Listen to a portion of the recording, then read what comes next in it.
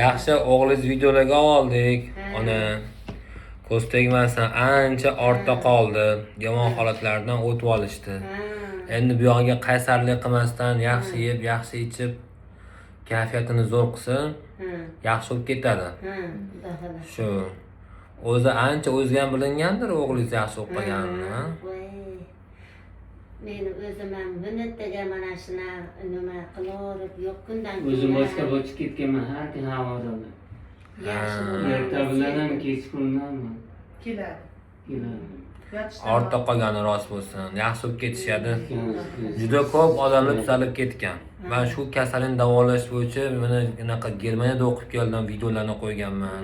Ya'ni Turkiyada malaka oshirdim. O'zim Rossiyada o'qiganman aynan shu kasallikni davolash bo'yicha. Oldin imkoni yo'q, bo'lmaydi degan kasalliklarni hozir davolasa bo'ladi. Mana hukumat prezidentdan u onkologik больницаларgacha ochib qo'ygan. Jigar almashtiraman desa, jigarini shu yerda yonlashtiradi, masalan, sharoitlar bor hozir. Hozir bu odam holati ham shunaqa qo'rqinchli holat edi. Buyragiga atkazib qo'yatdi bu odamni, o'g'liz Ro'shan akani. Pochkasi atkazib qo'yatdi, siyomasdi-ku. Sidiklari qorni tirsillab ko'pda bo'lib ishib ketdi, baraban bo'lib, filla qorniga o'xshab.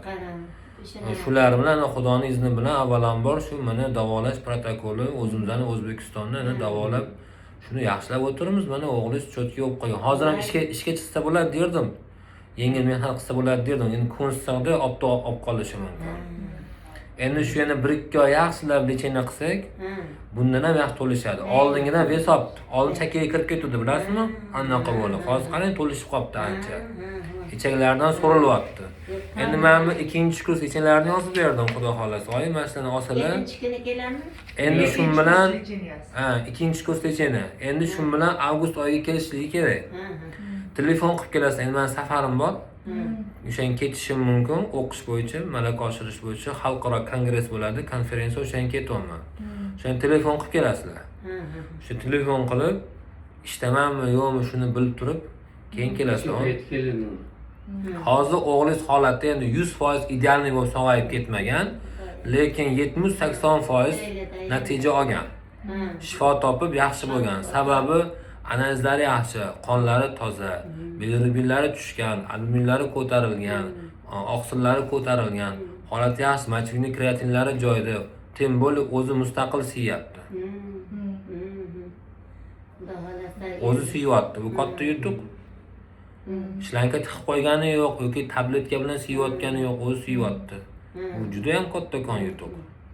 Endi shunga juda xursand bo'ldim. Sizlar rosa duolar qildim. O'sha yaxshi niyatda nima qilib, shu bolamni yana bir rahmat etib keling, yana bir o'zini holatini bilay deb o'zimdan nima qilib keldim bularga. Duo qilib tursiz bo'ldi. Allohim, duo qilaman-da, shunchalik farzandim bolam ko'zimga ko'rinib, meni yuragimda to'ldirdi, yuragimda yorib qildi, ichimda yorib qildi. Mana shunday ishlarga siz sababchisiz, siz qildingiz shuni.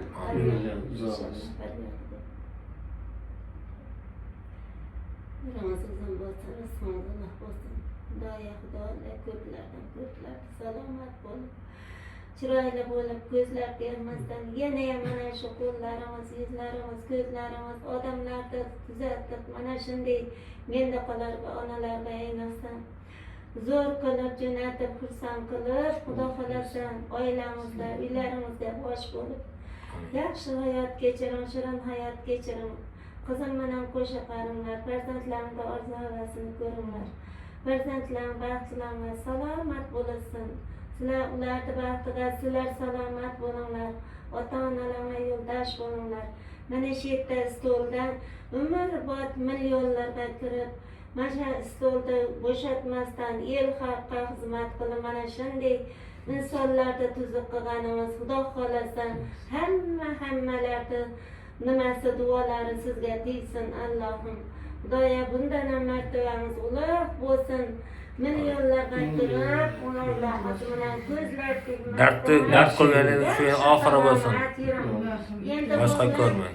Nimada biz mana abittimizda nima qilay degandimda men. Endi abitga nimani beshikda bormi deb nima qildim. Endi shaharda hali o'zimiz bilasiz nima qayerdan